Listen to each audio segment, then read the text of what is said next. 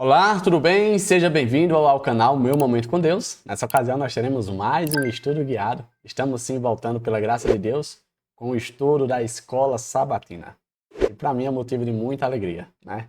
Poder compartilhar junto com vocês, né, a palavra de Deus aqui, né, os textos, fazer nossas reflexões que nos ajudam e muito a entender, né, de forma diária o que é que Papai do Céu deseja de cada um de nós.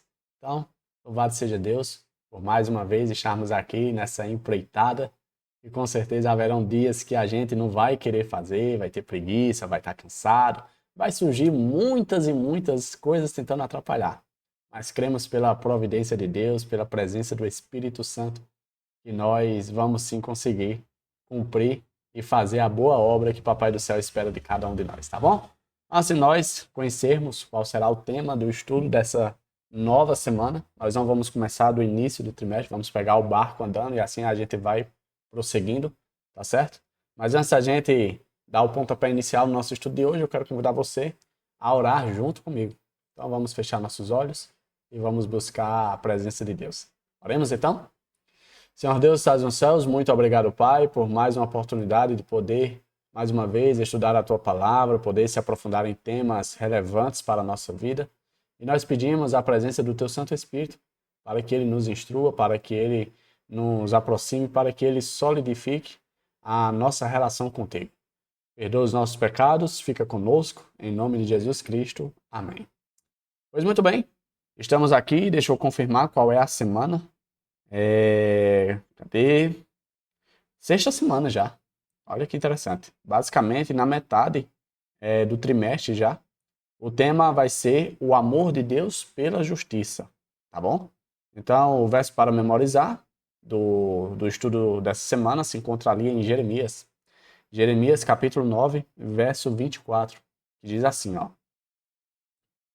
Mas aquele que se gloria, glorie-se nisto, em me conhecer e saber que eu sou o Senhor e faço misericórdia, juízo e justiça na terra. Porque destas coisas me agrado, diz o Senhor.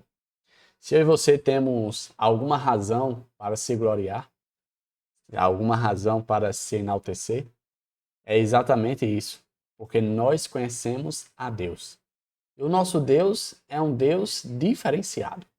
É um Deus que é amor, é um Deus que faz misericórdia, é um Deus que faz juízo, é um Deus que está, sim, atento a tudo o que acontece nas nossas vidas e ao redor desse mundo. Às vezes a gente olha para a nossa realidade e vê algumas coisas ruins acontecendo e a gente pensa, meu Deus, o Senhor se esqueceu de mim. Mas sabe, muitas vezes a gente não tem a dimensão do plano de fundo, ou seja, de todo o contexto. A gente muitas vezes olha somente para aquela vírgulazinha que está atrapalhando, que está machucando, que está doendo e tira conclusões precipitadas, sabe? Nunca duvide do amor de Deus. Nunca duvide da misericórdia, da justiça de Deus, porque sim, o nosso Deus é um Deus justo. E ele tem interesse, ele tem pressa, ele quer fazer justiça comigo e com você. Uma prova disso é que ele um dia vai voltar. Essa é a promessa dele. E essa é a maneira que ele demonstra que ele é um Deus correto, um Deus justo. Porque é com o retorno dele que todas as coisas serão restauradas. E o mundo, onde habita a justiça, será instaurado para a nossa vida. Eu separei aqui alguns pontos que foram apresentados na introdução do estudo de sábado, que eu achei bastante interessante e gostaria de conversar um pouquinho com vocês sobre isso. Por exemplo, diz assim, ó. No Antigo Oriente próximo, os deuses das nações não apenas eram inconstantes, mas também eram imorais e eram imprevisíveis, mas também ordenavam atrocidades, como, por exemplo, o sacrifício de crianças. Esses eram os deuses pagãos que as nações vizinhas, né, as nações ali próximas a Israel cultuavam. E que às vezes, vez por outra, infelizmente, o povo de Israel também queria cultuar. Interessante que mesmo esses deuses sendo tão sagazes, opressores, mesmo assim o povo não deixava de cultuar eles. Sabe por quê? Por conta do medo que o povo tinha. Ou seja, a gente percebe que os deuses pagãos, eles regiam os seus adoradores por meio do medo. Porque, tipo, se eles pedem dessa forma que a gente adore a eles, ou seja, de maneira forais, né? Se a gente abandonar eles, o que é que vai acontecer com a gente? Se para adorar eles a gente precisa sacrificar os nossos filhos, né, os nossos bebês, e se a gente deixar de orar? Se a gente deixar de adorar eles, o que é que eles vão fazer com a gente? Ou seja, o povo era escravo desses deuses pagãos. Segundo ponto, diz assim, ó.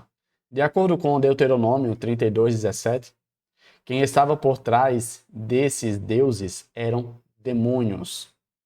E suas formas de culto eram propícias à exploração, deixando o povo em profundas trevas espirituais e morais. Você sabe que os demônios, eles estão ali intimamente associados com Satanás.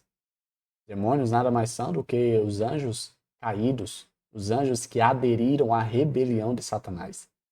Ou seja, quando a Bíblia fala quais são as intenções de Satanás para com o povo que está na terra, não se engane que as intenções dos demônios não são diferentes. Eles também querem matar, roubar e destruir. Então, quando eles tentam desvirtuar a espiritualidade, a moralidade que Deus colocou dentro de cada um de nós, é exatamente isso.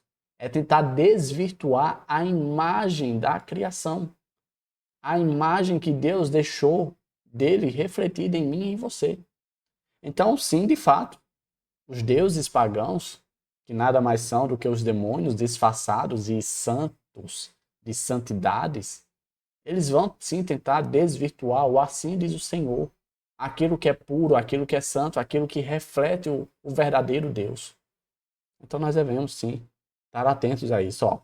O Deus da Bíblia não poderia ser mais diferente em comparação com essas forças demoníacas. Yahweh é perfeitamente bom e seu caráter é imutável. E é somente por causa da constante bondade de Deus que podemos ter esperança, tanto agora quanto na eternidade. Quando a gente olha para esses deuses pagãos, esses deuses disfarçados, né, que na verdade são demônios disfarçados de deuses, e a gente compara com o verdadeiro Deus, Yahweh, né, Jeová, a gente percebe uma diferença gritante. Primeiro, esses deuses precisavam ter a fúria deles aplacada. E ali a forma de aplacar essa fúria era por meio de orgias, era por meio de sacrifícios de inocente, era por meio de opressão, de várias coisas ruins. Aí quando a gente olha para o verdadeiro Deus, ele não precisa ter sua fúria aplacada. Por quê? Porque ele é um Deus de amor. Ele é um Deus longânimo, um Deus paciente, um Deus benigno, completamente diferente. Outra característica que Deus tem, que distingue desses outros demais deuses, é que ele é um Deus imutável. Ou seja, por ele ser amor, ele não vai deixar de ser amor por eu e você abandonar ele. Ele não vai deixar de ser amor por eu e você esquecer de ter um momento com Deus, de deixar para fazer um momento com Deus depois. Ele não vai deixar de ser amor. Isso é bastante interessante. Isso, quando eu estava refletindo, me veio logo na mente um verso bastante emblemático. Ele diz assim: Deus, ele faz chover sobre pessoas boas e sobre pessoas más. O que o texto, na verdade, está querendo dizer é o seguinte: olha, Deus, ele tá todos de igual forma, porque é assim que ele é. Ele não vai fazer conchavo, né? Não vai bater nas costas do amiguinho, do parceiro. Ah, esse aqui que me trata, que lembra de mim, que faz o culto para mim, eu vou tratar bem. Esse aqui que me rejeita, eu vou tratar mal. Não, Deus não é assim. Por quê? Porque Deus é imutável. Ele não muda. E isso é uma maravilha para mim e para você. Porque vez por outra, eu e você mudamos. Vez por outra, eu e você tendemos a deixar Deus de lado. Mas graças a Deus que ele não muda, é que nós temos a esperança de que ele estará sempre lá por nós. O que eu e você precisamos fazer é seguir o exemplo dele, de também não mudar. vamos dizer assim, a nossa fidelidade, o nosso relacionamento com Ele. Tá certo? Por último, em contraste absoluto com os falsos deuses do mundo antigo, e mesmo com os deuses modernos de hoje, Yahweh se preocupa profundamente com o mal, o sofrimento, a injustiça e a opressão, e condena essas realidades de forma constante e explícita. E o que é mais importante, um dia ele porá fim a tudo isso. Interessante, né? Que quando a gente estuda sobre esse assunto, a gente imagina que esses deuses pagãos, eles ficaram no passado. Só que a verdade não é bem essa. A verdade é que esses deuses que haviam no passado, esses deuses pagãos, que, por exemplo, tinha por nome de Baal, de Aserá, de Moloque e de vários e vários outros nomes, né? Na verdade, nos dias de hoje, eles permanecem, porém com outros nomes. Tudo aquilo que você coloca à frente de Deus, tudo aquilo que você trata como mais importante, é um Deus na sua vida. Ou seja, uma pessoa pode se tornar um Deus, o seu trabalho pode se tornar um Deus, a sua obsessão por alguma coisa pode ser o seu Deus. Então, os deuses que oprimiam os seus fiéis continuam também nos dias de hoje, oprimindo os seus fiéis. O que a lição quer mostrar para mim e para você é que eu e você temos que fazer uma escolha. Qual Deus será o Deus das nossas vidas? Os deuses que oprimem, os deuses que desvirtuam a moralidade, a ética, né, as coisas boas da vida? Ou nós vamos dedicar a nossa vida ao verdadeiro Deus? Aquele que não apenas é amor, mas é misericórdia, é justiça. Aquele que de fato está preocupado com a maldade que a cada dia cresce e se espalha pelo mundo. Nós possamos sim fazer a escolha certa e acertada em dedicar a nossa vida ao verdadeiro Deus, a Yahweh, a Jeová. Tá certo? Chegamos ao fim de mais um estudo, né? Um estudo guiado, hoje tratando do tema o amor de Deus pela justiça. Nosso Deus ama a justiça.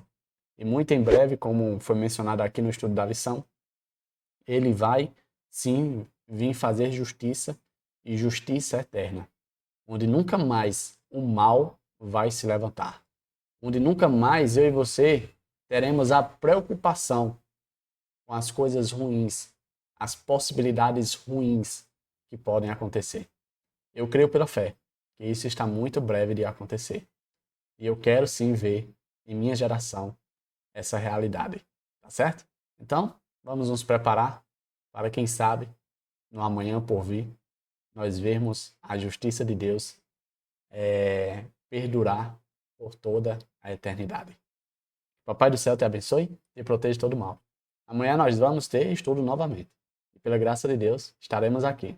E eu quero convidar você também a estar junto comigo. Então, até a próxima. Tchau, tchau.